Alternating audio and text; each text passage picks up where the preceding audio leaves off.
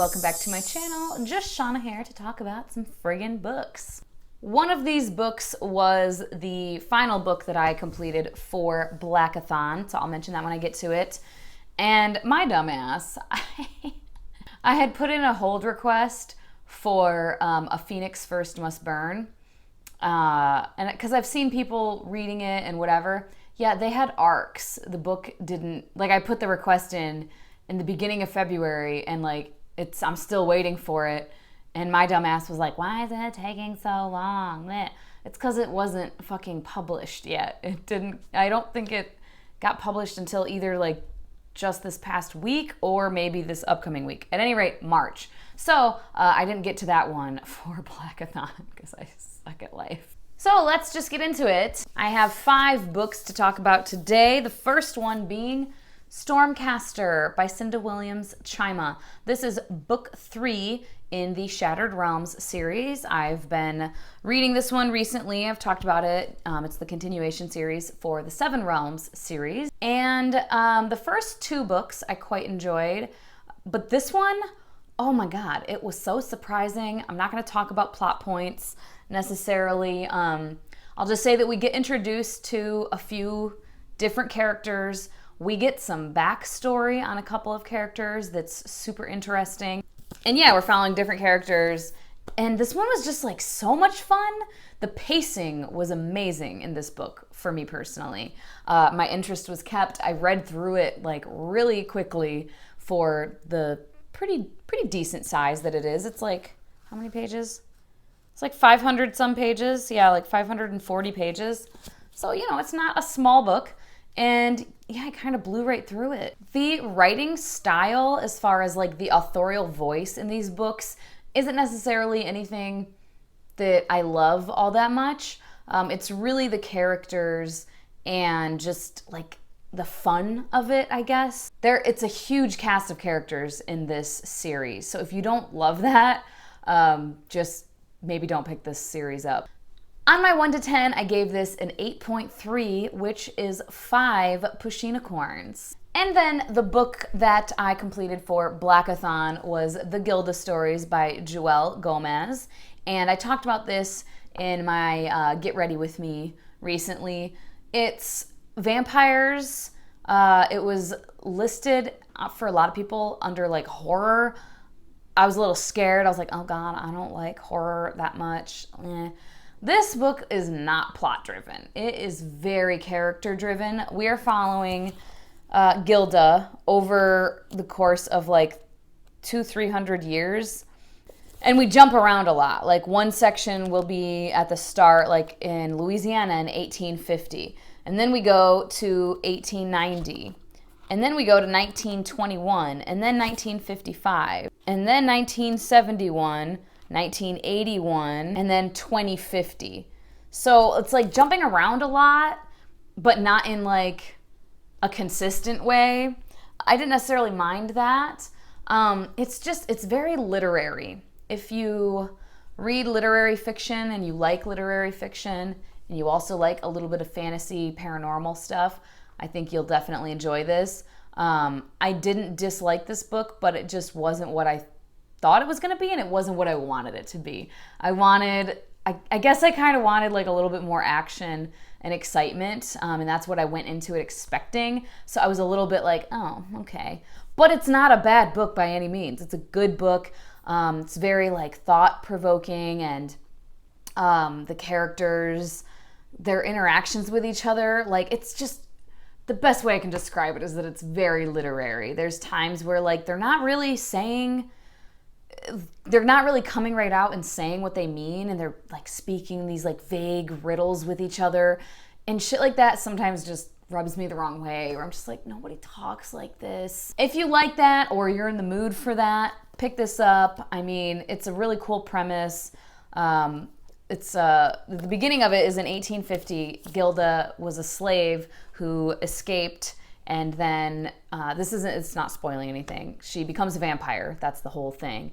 That's the whole the synopsis and everything. She becomes a vampire, so that's like an interesting kind of thing in and of itself. Very diverse, the different characters. She's also a lesbian, and there's some interesting kind of conversations about that throughout. But yeah, it's just super, super character driven and I don't know, just a little slower than I anticipated. One of those situations where just the expectation in my head didn't match what it ended up being, but it's not bad. I still would very much recommend it. If you're down for that, a little bit slower paced, introspective, literary, whatever, with a black lesbian vampire. And it was like some cool vampire lore too. I haven't read like a shit ton of vampire books, but I do love vampire books. And in this one, like one thing that they do is they carry their home soil with them, and that it like gives them power to withstand the sun. And the ocean is like they want to avoid the ocean at all costs because the ocean can like drain them of their power and kill them. But if they have their soil like in their clothes or in their pockets, they can like go out on a boat and they'll be okay. And they can go out in the sun for a little bit and they'll be okay. So they have to carry their home soil with them, like all these everywhere they go, which was a pretty interesting thing. I don't know, I've never seen that before. I don't know if it's original to this book or not, but it was pretty cool, like vampire lore. On my 1 to 10, I gave this a 6, which translates to 3 Pushinicorns. Next up was a buddy read with Ingrid at Ingrid Inspired. We read A Heart So Fierce and Broken by Bridget Kemmerer. This is book 2 in the Curse Breakers series trilogy. I'm not sure. The first one being A Curse So Dark and Lonely. And I'm not going to go into the plot and everything. Something to note for anybody who's interested in this and hasn't picked it up yet, but if you've read the first book, this book does not follow the same main characters exactly. They are in this book for sure. It's the same world and everything, and you do kind of see them a couple of times, and they're talked about a ton. But this book is following Gray from the first book, and a new character that we get introduced to at the very beginning. So just be aware of that, because I was made aware of that before I read it, and I think if I hadn't been, I would have been annoyed. I would have been reading the first probably like 30%, just being like, where are Ren and Harper? I would have been just waiting for them to show up, and they weren't showing up as like points of view, and it would have frustrated me. So yeah, this one's following Gray and kind of what's happening with him after the events of the first book. And then, like I said, one new character, but actually a couple new characters, but one that like we're following their point of view. And I liked it. I didn't like it as much as the first one, mostly just because I really love Ren and Harper, and I loved their romance and the progression of their romance in the first book. And there is a romance in this book that I didn't like feel all that much for. It wasn't bad. It wasn't like done poorly or anything like that.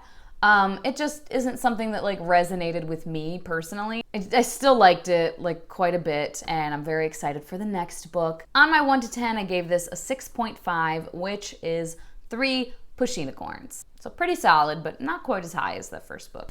And then I completed the Shattered Realms series by reading Castor, book 4, which is a frickin' chunker. 650 pages, I want to say.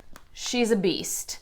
And it was kind of, after Stormcaster, I was so hyped to get to this final book and see what happened with all these characters, and oh my god. The pacing in Stormcaster, like I said, was like so great. I was on the edge of my seat. I had so much fun reading that book. And then this one, the pacing was kind of weird to me. It felt really slow for quite a while. It felt kind of meandering a little bit. And I don't know if it's just because there are so many characters and so many points of view, and this is the final book, so everything was coming together. But even though a lot of that was happening, it still was like slow. I don't know how to describe it. Because like a lot of people were moving around, but just not that much was happening towards like the conclusion, you know? It was honestly like the final 20% that shit started actually happening and being concluded. My wrist hurts. I need to hold this over here, but I don't know if you can see it, but oh my god. Yeah, all at the end, all of a sudden, like everything got tied up. And for being a 4-book series and having one villain in particular who is very prominent throughout the entire series. Like, this villain is after everybody, and you don't know what their motive is. You don't know why they're chasing all these people and hunting these people. You don't know what their goal is until literally the last like couple chapters. And then it's just like all quickly explained and quickly taken care of, and things are wrapped up, and there we go. All very tidy. And it just was weird pacing to me. I didn't love it, and I wanted to so bad. I didn't dislike the book. I don't want to say that. It's still, I love these characters. It's a lot of fun, but it wasn't necessarily the best conclusion to a series that I've ever read, you know? I wanted it to be better than it was, but it wasn't bad. It wasn't like, I wasn't mad at the ending. I wasn't mad at this conclusion. I just was kind of like, oh, okay. On my 1 to 10, I gave this a 6.3, which is 3 pushinicorns. All the threes, you guys, all the threes this last couple of weeks, except for my reread / buddy read that I did with Ola over at Ola Magic Reads. It was her first time reading this, my second time reading City of Girls by Elizabeth Gilbert. Oh God, it was so good to be back in this like language, in this world, in this writing style, in this authorial voice. Previously I had read it from the library, and then Ola actually gifted me this for Christmas. So I got to tab up my own copy, and tab it I did. So all the pink is like stuff that's either funny or like witty writing or just moments that I love.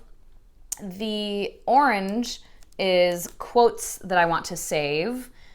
Purple is mentions like different themes of the book. And then there's a couple like yellow, which are like oh shit moments or oh my gods.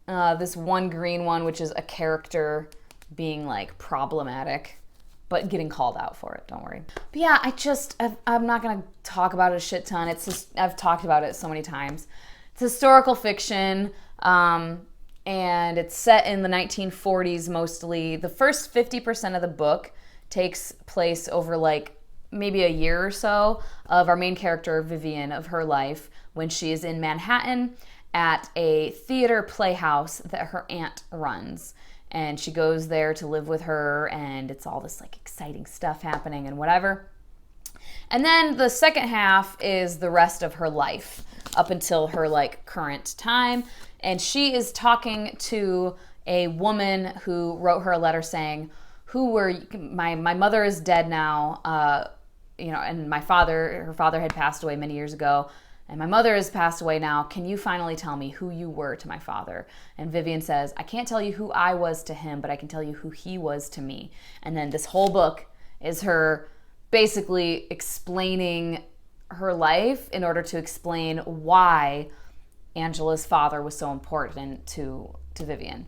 And it's super character driven. The plot, honest to God, I've discovered, I don't give a fuck what Elizabeth Gilbert's fiction works are about. I don't care what the plot is, honestly. I just want to read them all because I love her writing style. I love her authorial voice so much. The way she words things, the language, her use of language, just the descriptions of things. It is my cup of tea. If it is not your cup of tea, then you might be bored because it's very character driven. There's not a bunch of action happening. It's not all like exciting. You think of something like The 7 Husbands of Evelyn Hugo that is a similar premise, but it's about a Hollywood starlet, right? It's a little bit more exciting as far as the plot. I read The 7 Husbands and I quite liked it. I didn't love it as much as everybody else did, and I think it's because of the writing style. Nothing wrong with Taylor Jenkins Reid's writing style by any means, or her authorial voice. It just doesn't speak to me in the way that Elizabeth Gilbert's authorial voice speaks to me. But like these characters, I love them all, even though some of them are terrible people.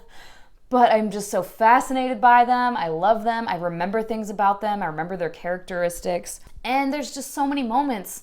I mean, you see like how many things I tabbed that I just love so much. Simple things, complex things. Oh my God. And so yeah, like I said, I don't care what the plot of Elizabeth Gilbert's books are. I read The Signature of All Things and I felt the same way. It's a very different plot in that book, a very different main character. And it was just so witty and clever and funny and just, it's just right up my alley, man. I love it. I wish I could live in this writing. On my 1 to 10, this gets a 9.83, which is 5 Pushinicorns. Nobody is surprised. And there we have it. Those are the 5 books that I have completed recently in the last few weeks or so. My question to you guys is, what is a book that you feel the way I feel about City of Girls? What is a book that you wish you could live in the writing? Let me know in the comments down below, please. As always, thank you so much for your time. Hope that you guys have a wonderful day, and I will talk to you later. Bye-bye.